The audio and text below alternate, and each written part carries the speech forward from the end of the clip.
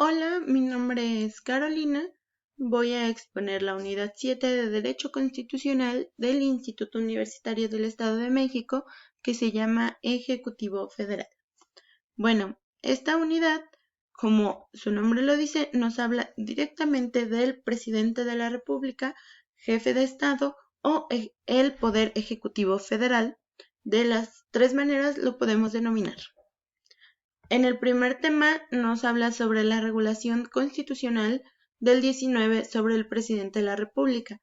Este tema hace referencia a cómo es que se incorporó, a cómo es que existe esta figura como actualmente la conocemos, que es el Poder Ejecutivo Federal, que es el presidente de la República en palabras más simples. Pero bueno, el presidente de la República o el Poder Ejecutivo lo venimos viendo desde la Constitución de Cádiz, donde por primera vez se hizo una división de poderes y ahí es donde se estipuló que la función ejecutiva se depositaba en el rey. Actualmente, con la regulación que se dio en el 19, pues obviamente no tenemos esa figura en un rey, sino en un presidente de la República.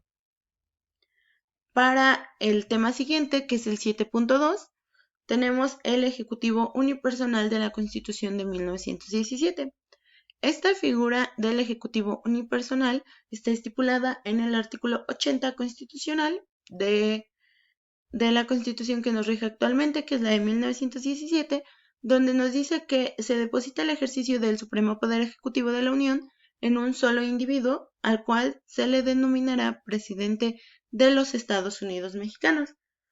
Como lo mencioné al principio, esta figura del presidente de los Estados Unidos mexicanos, o la función ejecutiva, es al mismo tiempo el jefe de Estado y el jefe de gobierno. Por eso es que en algunas noticias, en algunos reportajes, vemos que se le denomina de diferente manera, pero al final de cuentas es la misma persona y es correcto cualquiera de las denominaciones. En el tema 7.2.1 tenemos los requisitos para ser presidente. Estos requisitos están ubicados en el artículo 82 de la Constitución Política de los Estados Unidos Mexicanos. El primer requisito es ser ciudadano mexicano por nacimiento, que quiere decir que tanto padre como madre deben de ser mexicanos, no por naturalización, nada de eso, sino netamente mexicano. Además de esto, se tuvo que haber residido en el país al menos durante 20 años. Para el segundo requisito, se deben de tener 35 años cumplidos al día de la elección. Si comparamos esta fracción con la de arriba, esto quiere decir que más o menos para poder ser presidente de la República tuvo que haber vivido aquí desde que nació o desde los 15 años, o en un caso más extremo, pues no es necesario que obligatoriamente tengas que ser presidente a los 35 años, entonces pues hay mucho tiempo. En la fracción tercera tenemos haber residido en el país durante todo el año anterior al día de la elección. Esto quiere decir que se tuvo que haber estado en el país habitando un año anterior completito en la República Mexicana. Si viajó esta persona, no tuvo que haber excedido de los 30 días porque si no se interrumpe esta residencia en el país y ya no puede cumplir ese requisito para ser presidente. En la fracción cuarta tenemos no pertenecer al estado eclesiástico ni ser ministro de algún culto. ¿Esto a qué nos hace referencia? A que no puede haber, bueno, por ejemplo, un cura, un padrecito, no puede ser presidente de la República porque tiene ese contacto directo con la iglesia y pues como la misma constitución no los establece, nosotros somos laicos, es decir, ya no tenemos contacto con la iglesia, nuestro gobierno ya no se rige a través de la iglesia, entonces ese requisito no se estaría cumpliendo. En el requisito que sigue tenemos no estar en servicio activo en caso de pertenecer al ejército 6 meses antes del día de la elección. Tanto esta como la fracción que sigue nos hacen referencia a que si pertenece al ejército o si es secretario, subsecretario de Estado, fiscal general de la República o el poder ejecutivo de alguna entidad federativa, etcétera, se tuvo que haber renunciado a ese cargo 6 meses antes de las elecciones, porque si no, no puede ser una persona que podría ser titular de este poder. Y en la última fracción tenemos no estar comprendido en alguna de las causas de incapacidad establecidas en el artículo 83 de la Constitución. Posteriormente tenemos la duración y el cargo, duración del cargo, y la forma de designación del poder ejecutivo. El presidente entrará a ejercer su cargo el 1 de octubre y dura en el poder 6 años. Del mismo modo, este presidente de la República es electo de manera popular y es lo que conocemos en las elecciones, que vamos como mexicanos y votamos por el mejor candidato que se nos haga para nosotros, ¿ok? El mejor candidato que nosotros consideremos, por ese votamos y de acuerdo al conteo, ahí se ve quién es el ganador y así es como se llega al cargo. Para el tema que sigue tenemos los procedimientos constitucionales en caso de faltas absolutorias y temporales. Este tema está en el artículo 84 constitucional y nos dice que en caso de faltas absolutorias, el Congreso va a nombrar a un presidente interino o sustituto. En este caso, no podrá estar en el cargo este presidente interino o sustituto mayor a 60 días. Es decir, que de acuerdo a la falta que haya cometido el presidente, debe de resolver el Congreso para que se dé pues la resolución y se pueda quitar a este presidente sustituto, pues no puede estar más de 60 días.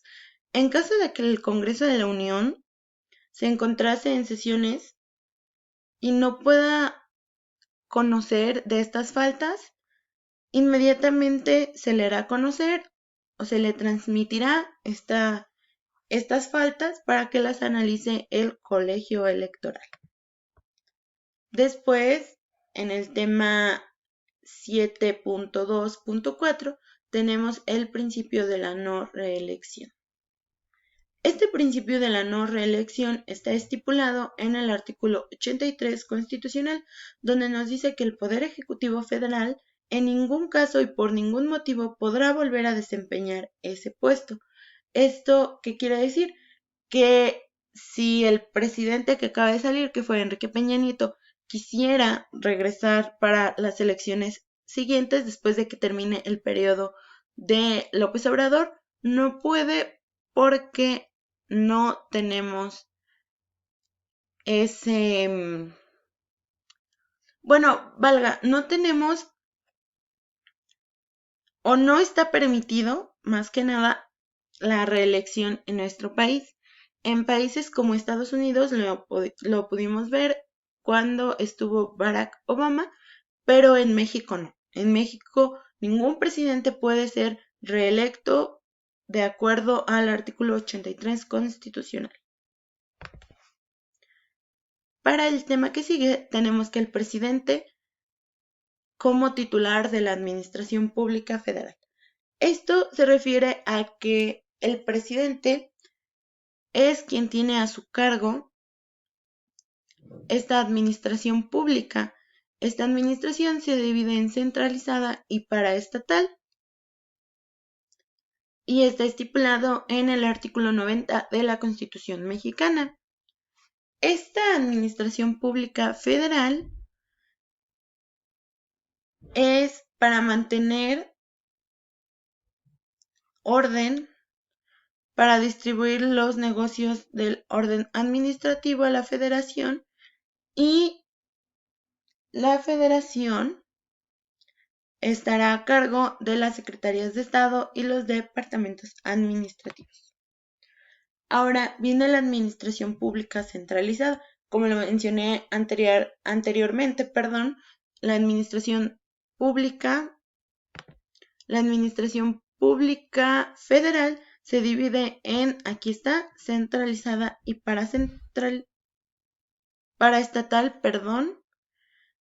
y aquí vamos a ver la centralizada.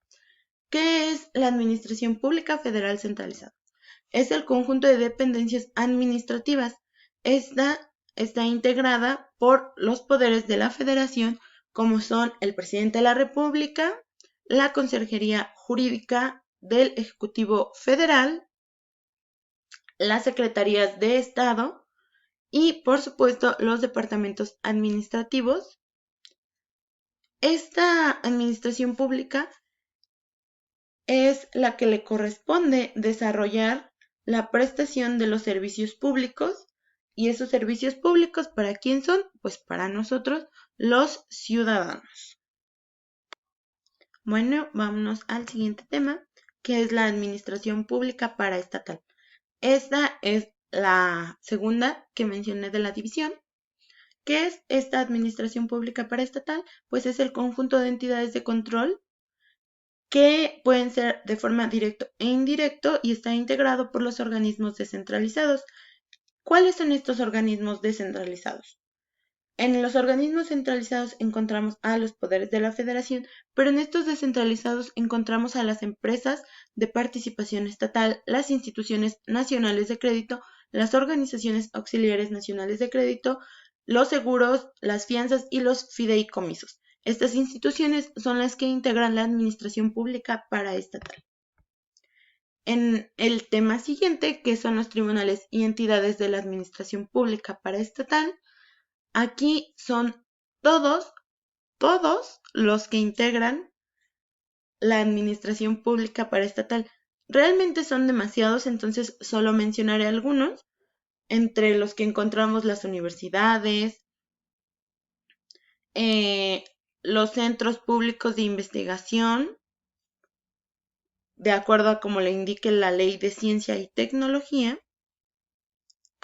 También tenemos la Comisión Nacional de los Derechos Humanos, la Procuraduría Agraria, la Procuraduría Federal del Consumidor y las agencias de noticias del Estado mexicano.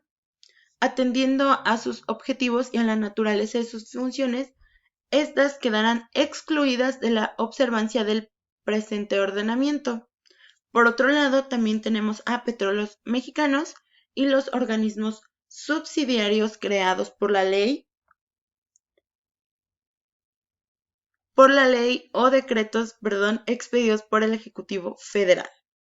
En caso de que éstas no tengan cómo regularse, pues ya entrará la federación, pero en su mayoría se regulan por sus propias leyes. Y por último tenemos las facultades metaconstitucionales del presidente. Estas facultades van más allá de lo establecido en la Constitución, es decir, se trata de los poderes de hecho. De acuerdo al autor Jorge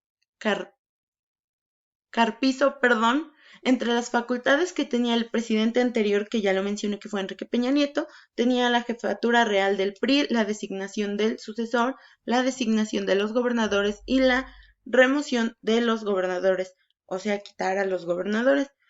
En el caso actual, pues prácticamente son las mismas, nada más que cambiando, por ejemplo, aquí, que no pertenece al PRI, sino pertenece al PRD. Esto sería todo por mi parte, muchas gracias y espero les sirva.